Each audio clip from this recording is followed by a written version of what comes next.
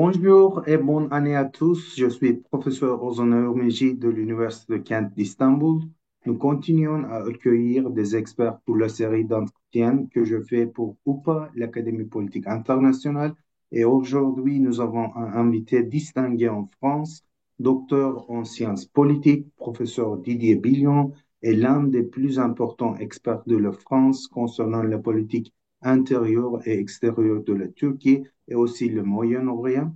Depuis des années, il travaille et il aussi dirige l'IRIS, l'Institut des relations internationales et stratégiques. C'est un think tank ou centre de recherche français assez connu et apprécié. Didier Billon est aussi l'auteur de nombreux articles et ouvrages sur la politique extérieure de la Turquie. Monsieur Billon, bienvenue dans notre émission. C'est un grand honneur de vous recevoir aujourd'hui sur notre chaîne de YouTube. Merci infiniment pour votre invitation qui me fait très plaisir et j'en profite pour vous souhaiter aussi une excellente nouvelle année. Merci beaucoup, monsieur. Je dois dire que c'est très important pour moi de vous recevoir parce que quand j'étais en université à Ankara, à l'université de Bilkent, Hmm. et j'étais un francophone, bien sûr, après avoir fini le lycée Saint-Joseph à Izmir, et il y avait peu d'articles en langue française sur la Turquie. Alors, j'ai lu vos articles, c'était très important moment. So, merci beaucoup. Je vais commencer, Monsieur Billon, avec une question sur les développements récents en Syrie. La France, comme beaucoup d'autres pays occidentaux, a d'abord soutenu la politique de changement de régime au début des années 2010, mais après l'émergence de Daesh et d'autres groupes islamistes radicaux en Syrie, bien sûr, a adopté une position plus neutre pendant la présidence de François Hollande et Emmanuel Macron. Alors maintenant, comment le gouvernement français et le monde universitaire français peuvent percevoir le nouveau gouvernement syrien et son changement en vue d'établir un régime stable? Je pense que la première chose, c'est tout d'abord d'être très prudent. Mhm. Tout le monde se félicite de la chute d'un dictateur et d'une dictature terrible. Probablement, c'est la vérité.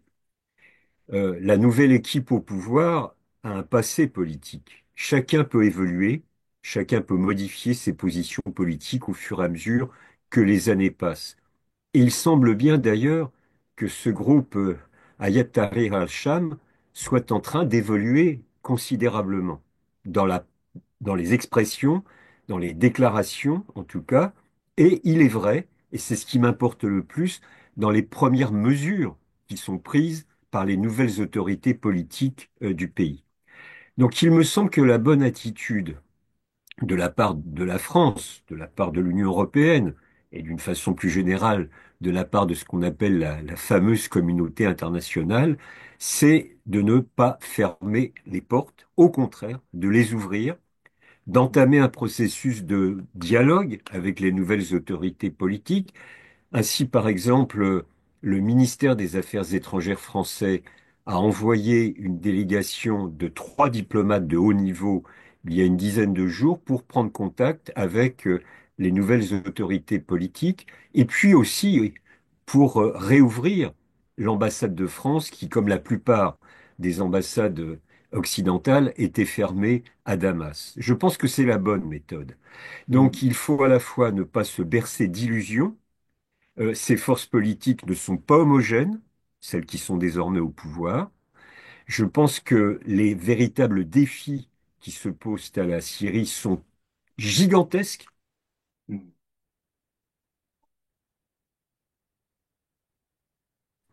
Donc il est très important d'écouter nos nouveaux interlocuteurs, de leur faire un certain nombre de propositions d'aide à la reconstruction du pays, sans pour autant nier le fait que cela va être très compliqué et que ces forces politiques ne sont pas toujours forcément nos amis.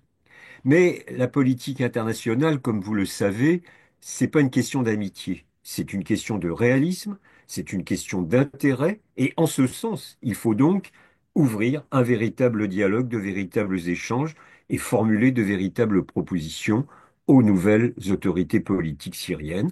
Encore une fois, la tâche va être compliquée.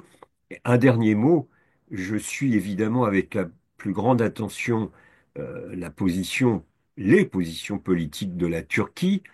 Cela me paraît très important. Vous savez, tous les commentaires en France depuis maintenant presque un mois, depuis en réalité le 8 décembre, la chute et la fuite de Bachar el-Assad, considèrent que la Turquie est le pays, le grand vainqueur de cette séquence politique en Syrie. Je pense que c'est vrai, c'est que la Turquie a visiblement de fortes connexions avec les nouvelles autorités politiques. Elle a aussi évidemment 928 kilomètres de frontières avec la Syrie, donc des intérêts politiques, économiques, sécuritaires immédiats. Et je pense que pour le moment, en tout cas, la Turquie n'a pas fait d'erreur non plus. J'ai bien constaté que Ibrahim Kalon, puis Hakan Fidan s'étaient rendus symboliquement très rapidement à Damas. Je crois qu'ils ont eu tout à fait raison. Maintenant, nous savons qu'il y a un certain nombre de dossiers compliqués, difficiles, d'ordre sécuritaire. Je pense bien sûr à la question kurde, qui vont se poser, qui là ne sont pas réglés, évidemment. Merci, monsieur. Ce que je comprends, vous proposez engagement au lieu de fermer la porte et- mais vous aussi dites qu'on doit être très attentif parce que il y a des dangers et des risques. Merci Absolument, beaucoup. c'est tout à fait cela. Et il y a d'ailleurs, précisons-le, des dangers avant tout pour l'avenir de la Syrie. Le groupe terroriste Daesh que vous avez évoqué précédemment dans votre introduction est toujours présent. Il n'a pas été éradiqué. Hmm. Nous savons qu'il y a ce qu'on appelle en français les cellules dormantes. C'est une Ouais. réalité, c'est-à-dire qu'une partie de l'appareil de Daesh existe encore, même si cette organisation a été, et tant mieux, considérablement affaiblie. Il ne faut pas se bercer d'illusions. Ils ont encore une capacité de nuisance. Nous avons, par exemple, hier appris qu'il y avait eu un attentat aux États-Unis et Oui. à l'intérieur de la voiture de celui qui a commis l'attentat, il y avait un drapeau de Daesh. Alors, je n'ai pas plus d'informations, mais Hmm. tout cela indique quand même qu'il y a une capacité de nuisance encore tout à fait importante. Et donc, ces défis sont posés, bien sûr, à la dite communauté internationale, mais sont avant tout posés et au peuple syrien et aux nouvelles autorités politiques syriennes. Merci, monsieur, j'ai bien compris. Euh, Monsieur Guillaume, ma deuxième question, ce sera sur la question kurde. Comme vous savez, la Turquie considère les groupes PYD et YPG en Syrie comme des organisations terroristes. Mais ces groupes aussi possèdent des relations assez bien avec les pays occidentaux, y compris la France, les États-Unis surtout.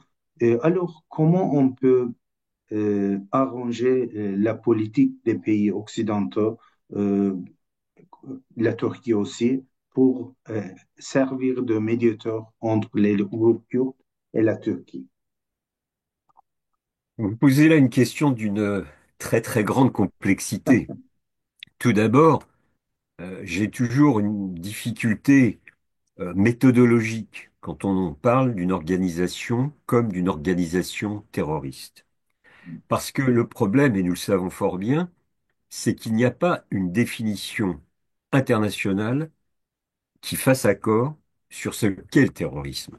Certains vont qualifier telle ou telle organisation de terroriste, d'autres vont qualifier la même organisation d'organisation de libération nationale. Enfin, nous connaissons ces débats et je crois qu'ils ne sont pas prêts d'être tranchés. Alors, une fois qu'on a dit cela, il y a la dure réalité des faits. Il y a une certitude, c'est que le PKK est qualifié d'organisation terroriste, à la fois bien sûr par la Turquie, mais aussi par la France, l'Union européenne, les États-Unis, le Canada. Ça, c'est un point de départ.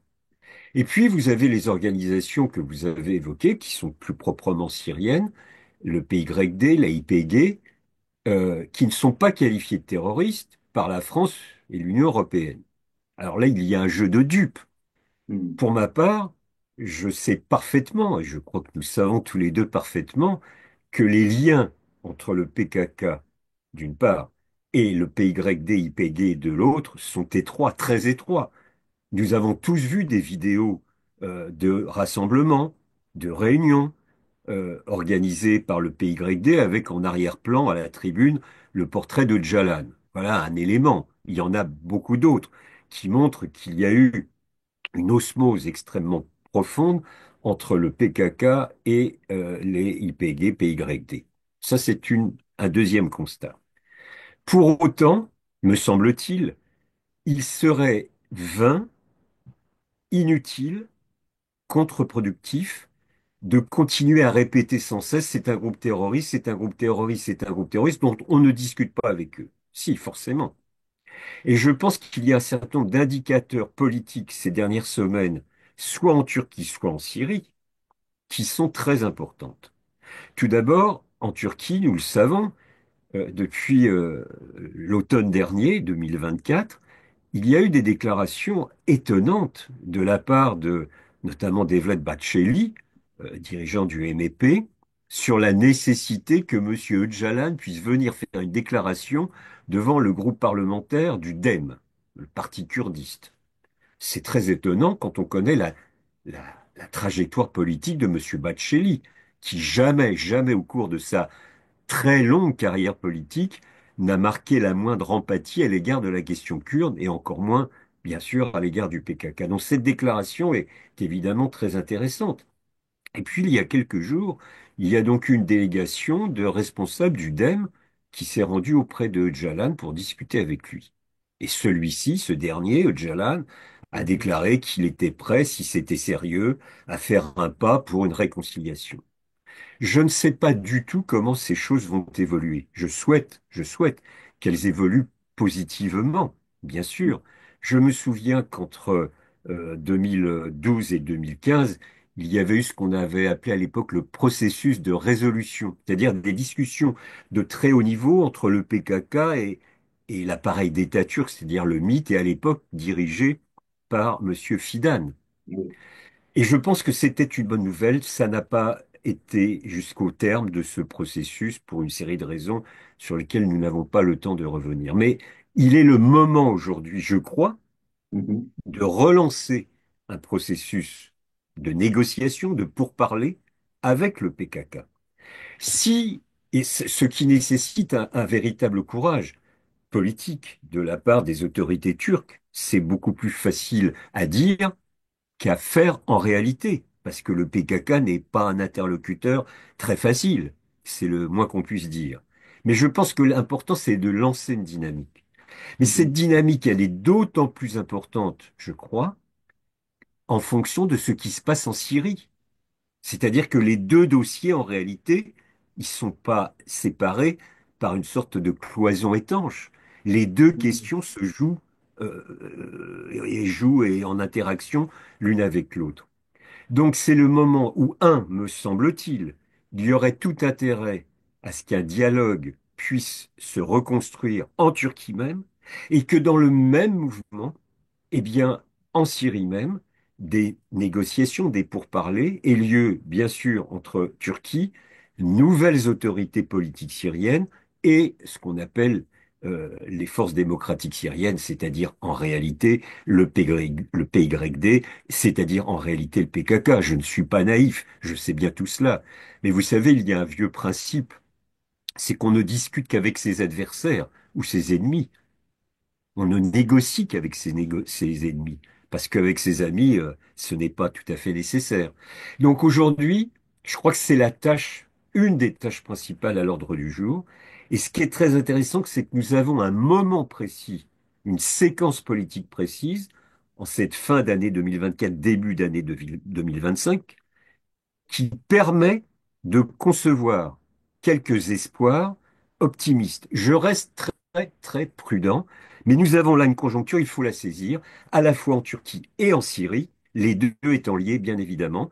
Donc il y a une perspective. Alors, pour terminer, si cela, si ce processus se remet en œuvre, eh bien, je pense que les puissances occidentales, dont la France, par exemple, peut-être, j'espère, je le souhaite, pourra avoir une position un peu moins idéologique sur cette question kurde et sur cette question du PKK. Je dis bien et sur cette question du PKK parce que pour moi, la question kurde, elle n'est pas réductible à celle du PKK. Le PKK fait partie de la question kurde, mais la question kurde est beaucoup plus large que la question du PKK. Et la France, enfin les autorités françaises, un certain nombre de forces politiques françaises ont souvent une position très idéologique sur le thème. Le combat des Kurdes, par définition, il est progressiste, il est pour la liberté. Je pense que c'est ne rien comprendre à la question kurde. Les choses sont beaucoup plus compliquées. L'histoire du peuple kurde est une histoire terrible, marquée par la violence, par la répression de toutes sortes. Ça, c'est une certitude. Mais cette histoire du peuple kurde, elle a ses zones de lumière, elle a aussi ses zones d'ombre, donc il ne faut pas être naïf.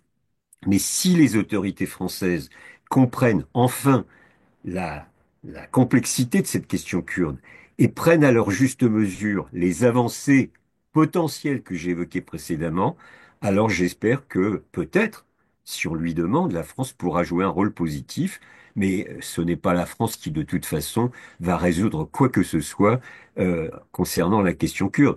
Peut-être peut-elle jouer, peut-être peut-elle euh, faire un rôle de médiation, je le souhaite, nous verrons bien. Ça, c'est si les parties concernées le demandent. On ne va pas s'imposer, ça ne servirait à rien. Alors, en résumé, Monsieur William, vous dites que initier le processus de résolution, c'est bien pour la Turquie, et pour la France, pour les pays de région, mais il y a des risques, comme toujours, mais on peut être plus optimiste cette fois-ci parce que le MEP, le leader de MEP aussi, a soutenu le processus. C'est un avantage comparé au premier période. Alors, monsieur, une troisième question. Depuis l'époque ottomane, la France a toujours été un pays moderne pour la modernisation turque en tant qu'État développé, civilisé, fort et stable, malgré de fréquentes turbulences politiques. Le fondateur de la Turquie, Mustafa Kemal Atatürk, a également été très influencé par le républicanisme français et la démocratie de type Rousseau. Dans ce sens, comment pensez-vous que les récentes transformations conservatrices de la Turquie portent en France? Je demande bien sûr la présidence de M. Erdogan et l'AKP. Alors, tout d'abord, euh, je suis d'accord avec ce que vous avez rappelé au niveau de l'histoire, c'est-à-dire le rôle d'inspiration qu'a pu jouer la France républicaine, la grande Révolution française, le républicanisme français de la fin du XIXe siècle, la Troisième République, etc. Nous savons, c'est très important, que des hommes comme Mustafa Kemal Atatürk ont été inspirés, intéressés ces aspects, ces leçons, et ils les ont étudiés en détail. Je suis, pour ma part, toujours très ému quand je passe à Ankara et que je vais à Anıtkabir visiter le petit musée qui est à côté du mausolée du fondateur de la République de Turquie, où il y a des effets personnels, des affaires de Mustafa Kemal qui sont conservés. Puis il y a aussi quelques livres, dont des livres des philosophes français, ce qu'on appelait les Lumières. Et ce qui est très émouvant, c'est qu'ils sont annotés de l'écriture de Mustafa Kemal Atatürk. Donc, c'est quelqu'un qui, en son époque, avait beaucoup étudié l'histoire de la France et du républicanisme français. Ça, c'est un rappel historique très important pour ceux qui aiment la France et la Turquie. Euh, Ceci étant posé, je crois qu'il ne faut pas mythifier la nature de l'influence française en Turquie parce que malheureusement, depuis maintenant fort longtemps, nombreux sont en France qui ont une vision très caricaturale, Mm, très orientale de la Turquie, et qui souvent ont une vision négative, mm, dépréciative, des a priori qui ne sont évidemment aucunement justifié. Ce n'est bien sûr pas ce que je pense moi, mais je suis bien obligé de constater qu'il y a souvent des a priori négatifs à l'égard de votre pays. Et c'est regrettable. Je crois que si on reste au niveau politique, nous avons eu en France des hommes d'État qui se sont placés en perspective. Je pense bien sûr à Charles de Gaulle, je pense bien sûr à François Mitterrand et dans une certaine mesure à Chirac. Ces trois hommes, je ne les place pas au même niveau, et bien sûr, chacun a vécu à des périodes particulières, mais De Gaulle, comme Mitterrand, comme Chirac, étaient certainement des hommes d'État. Et donc, ils ont perçu la Turquie comme un pays incontournable par son histoire, par sa position géographique et par l'immense modernisation qui ont, qui a été réalisée à l'impulsion de Mustafa Kemal Atatürk. Malheureusement, malheureusement, les responsables politiques français les plus récents, je pense à Sarkozy, je pense à François Hollande, je pense à Emmanuel Macron, n'ont pas la même hauteur de vue, c'est le moins qu'on puisse dire. Ces hommes ne sont pas des hommes d'État, ce sont des responsables politiques, bien sûr, mais ils n'ont pas une vision de long terme, et ils n'ont pas une vision historique. Or, je pense que pour créer de véritables relations entre deux pays, comme la Turquie et la France, qui ont de longues histoires, chacune d'entre elles, il faut penser toujours à l'histoire. Il faut toujours mettre en perspective ce que, malheureusement, les hommes politiques français actuels ne sont pas capables de faire. Je suis très sévère à leur égard, mais je pense qu'ils le méritent. Et puis, vous avez d'autres facteurs qu'il ne faut pas nier. En France, vous avez le rôle de certains lobbies qui sont très actifs et qui font un travail de sape contre la Turquie. Alors, je peux vous en parler très longuement pendant des heures.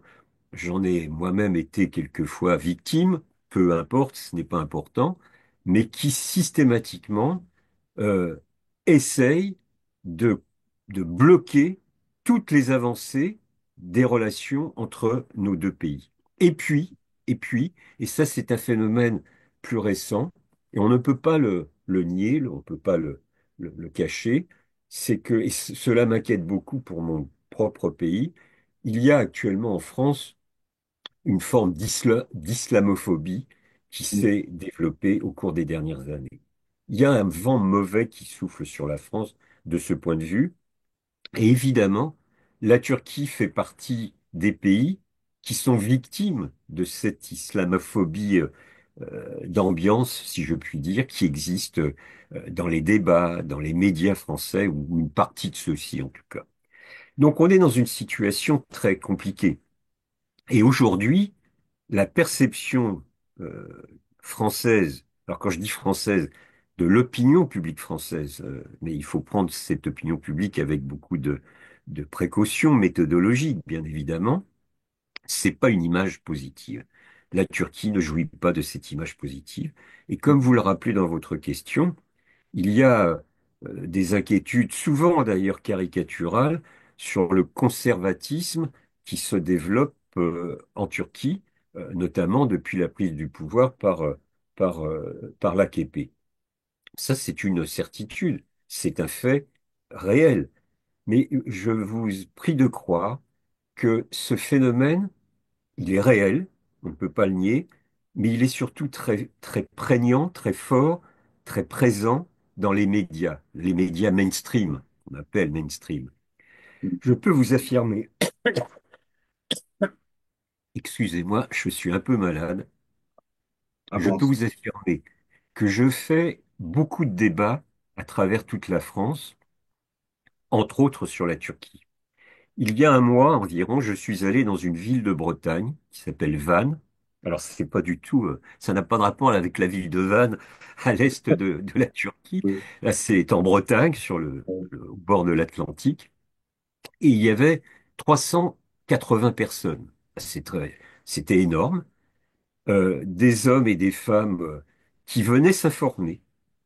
Et ils m'ont posé je ne sais combien de questions, 20 questions peut-être après la conférence, et je peux vous affirmer que aucune de ces questions n'était stupide. Au contraire, elles étaient toutes d'une grande intelligence. Il n'y avait pas d'a priori, il y avait une volonté de comprendre mieux ce qui se passe en Turquie.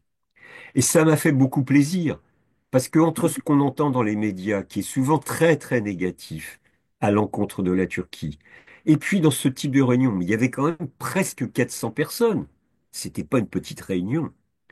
La nature des questions était au contraire très positive, et seulement pour comprendre mieux ce qui se passe dans votre pays. Alors bien sûr, il y a eu des questions sur les libertés politiques, et je dois dire que je suis moi-même, et pourtant j'aime la Turquie, mais très, très, très sévère à l'égard des restrictions politiques qui souvent ont été mises en place par le pouvoir actuel. Il y a bien sûr eu des questions sur le voile, sur le retour de l'islam, mais ces questions n'avaient pas d'arrière-pensée. Elles étaient sincères pour mieux comprendre. Et c'est ce qui m'intéresse le plus. Donc vous voyez, je raisonne en deux niveaux. Ce qui se passe dans les médias et dans les petits milieux politiques, où franchement, c'est souvent lamentable parce que parce que c'est toujours négatif ce qui se passe en Turquie. Et puis dans la population française, plutôt un point de vue de recherche pour mieux comprendre ce qui se passe honnêtement dans ce pays. Donc oui, il y a deux attitudes très différentes les unes des autres. Évidemment, laquelle sur laquelle je travaille, c'est la deuxième. Moi, ce qui m'intéresse, c'est de discuter avec des citoyens et des citoyennes françaises qui s'intéressent et qui veulent comprendre. Parce qu'avec eux, on peut avoir un véritable dialogue et j'espère, à mon modeste niveau, eh ben, essayer de leur faire mieux comprendre ce qui se passe réellement dans votre pays. Merci Didier Villion. Je suis tout à fait d'accord avec vous. Il y a des gens préjugés en France, surtout dans les médias, mais la Turquie peut aussi améliorer sa démocratie et ça va changer l'image de la Turquie rapidement en France, en Europe, aux États-Unis, je pense, si le gouvernement peut faire ça. Une dernière question, Monsieur Billion. Euh, Après avoir étudié la Turquie pendant si longtemps, quel pourrait être, selon vous, le modèle idéal de relation entre l'Europe et la Turquie? Adhésion complète à l'Union européenne est-elle toujours une option viable pour Ankara ou devrions-nous concentrer sur d'autres scénarios tels que le partenariat privilégié? Le ministre des Affaires étrangères, Hakan Fidan, a récemment souligné la nécessité de revenir à la période pré-Sarkozy. Que pensez-vous de cette déclaration? Merci. Alors, tout d'abord, merci pour cette question. Moi, j'ai été un militant de la perspective de l'adhésion de la Turquie à l'Union européenne. J'ai organisé je ne sais plus combien de séminaires, de colloques, soit en France, soit en Turquie, à Istanbul, à Ankara, dans la perspective de l'adhésion de la Turquie. Aujourd'hui, quand on me demande est-ce que tu es toujours pour l'adhésion de la Turquie à l'Union européenne, je ne réponds pas, pas directement, parce que malheureusement, je crois que la question ne se pose plus dans les mêmes termes qu'il y a 10 ou 15 ans. Mais je vais répondre à votre question, hein. En réalité, euh, il y a eu, après le début du processus de négociation, en 2005, ça fait 20 ans qu'officiellement, au mois d'octobre 2005, se sont ouverts les pourparlers entre la Turquie et l'Union européenne. Bah, force est d'admettre que les choses sont allées très, très, très, très lentement et qu'aujourd'hui, de facto, elles sont gelées, ces négociations. Elles n'existent plus, pour être honnête. Je le regrette, mais c'est comme ça. Et pourtant, l'intensité des relations économiques entre l'Union européenne et la Turquie n'a pas beaucoup baissé. Elle est toujours très importante. Oui. Vous avez les trois quarts des investissements directs étrangers en Turquie qui sont européens. La Turquie est toujours le cinquième partenaire de l'Union européenne. et l'Union européenne est le premier partenaire de la Turquie.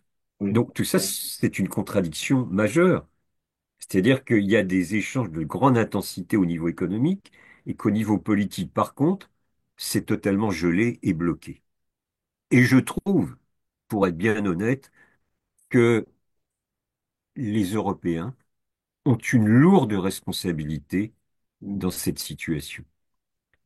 Vous évoquiez, en citant Monsieur Fidan, Sarkozy.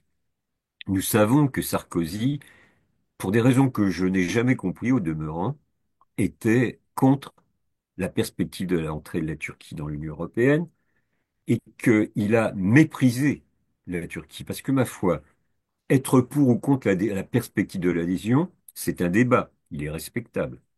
Mais mépriser un pays de la façon dont M. Sarkozy l'a fait, ça, ce n'est pas acceptable. oui, Il ne faut jamais avoir aucun mépris à l'égard d'aucun pays. Mais pire que cela, rappelez-vous, j'évoquais 2005, ouverture des négociations. La perspective des négociations, c'était l'adhésion. Est-ce que c'était gagné à l'avance? Bien sûr que non, mais c'est justement pourquoi il y avait des négociations. Donc la perspective, c'était l'adhésion à part, pleine et entière. Or, 2 ans plus tard, 2007, Monsieur Sarkozy, nouveau président de la République française à l'époque, et Madame Merkel, à l'époque chancelière allemande, tous les deux évoquent à plusieurs reprises un partenariat privilégié. Mais c'est une attitude schizophrénique. D'un côté, on ouvre des négociations avec la perspective de l'adhésion à part pleine et entière, et de l'autre, 2 ans plus tard, deux chefs d'État ou de gouvernement, et pas des moindres, le français et l'allemande, nous parlent de partenariat privilégié. C'est schizophrénique. Et à partir de ce moment, quel était le but de ces négociations? L'adhésion, le partenariat, on ne savait plus. Mais c'était une forme de mépris à l'égard du partenaire turc. Par ailleurs, partenariat privilégié, honnêtement, j'ai cherché dans les discours de Mme Merkel ou dans ceux de M. Sarkozy, je n'ai jamais trouvé la, la signification de ce qu'il voulait dire par là. Donc, il y avait une formule qui était utilisée et qui n'avait pas de sens véritablement. Aujourd'hui, et là j'arrive à votre question, je crois que malheureusement, la question, aujourd'hui je dis bien, dans la conjoncture, la question ne se pose pas entre adhésion ou partenariat privilégié. Il faut que nous changions nos logiciels. Moi, j'ai tenté de changer le mien. J'étais partisan de l'adhésion. Aujourd'hui, force est d'être réaliste. Donc, il faut relancer la machine, si je puis dire. J'ai souvent une expression, je dis qu'il faut refonder la relation entre la Turquie et l'Union européenne. Et d'ailleurs, dans ce processus, il faut que l'Union européenne elle-même se refonde. Parce que force est d'admettre que cette Union européenne aujourd'hui, elle ne va pas bien.